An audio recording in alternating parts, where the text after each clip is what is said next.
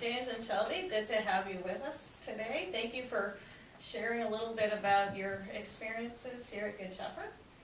I thought maybe I would just ask you to begin by sharing, like, how did you become involved in Good Shepherd? When did you start being part of this congregation?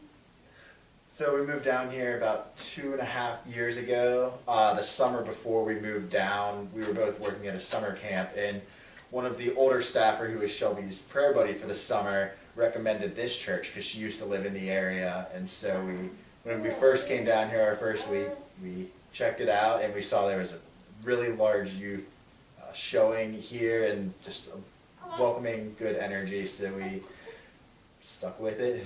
We've really been enjoying our time here. Very good. And Parker is how old now? 2 months. 2 months. Very good. So I know that both of you have been involved both in our Sunday school program with music as well as with confirmation.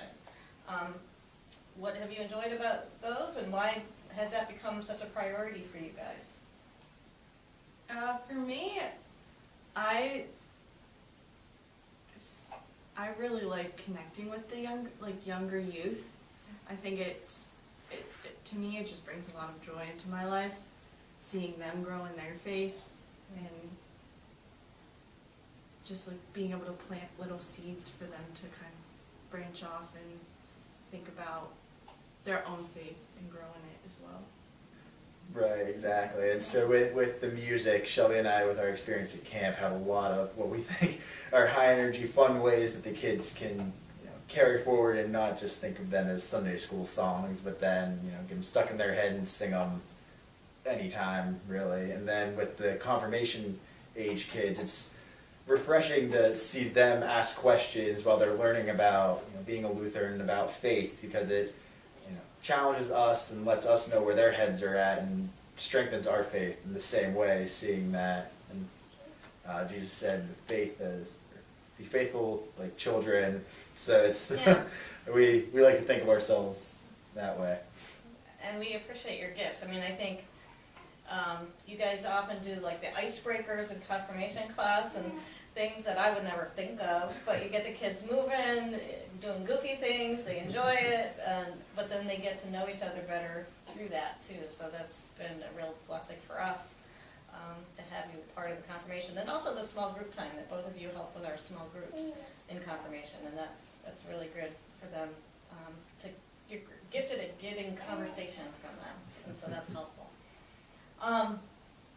And so the other thing is, you give generously of your time, for sure, but you also give generously of money. And so what makes you decide to do that?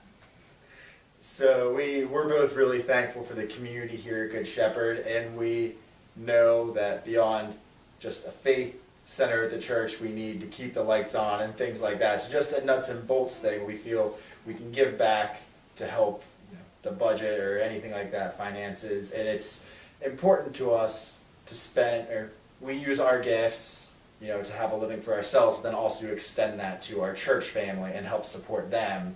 And like you said, we physically offer our time with the youth and that, but then also we realize this is the real world and we need to keep the lights on and make sure everybody here can benefit from the faith and not just the talents we have, but also our possessions. Great, yeah. And sometimes it's hard because it's not all that exciting to give money that goes like to the electric bill or things like that. But somehow do you see that as also doing God's work in this place? Yeah, we definitely do.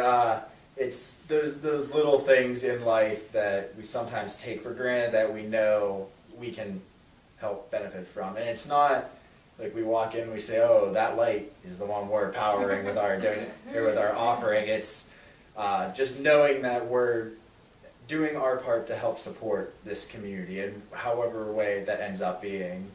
Very good. Well, thank you for having this conversation.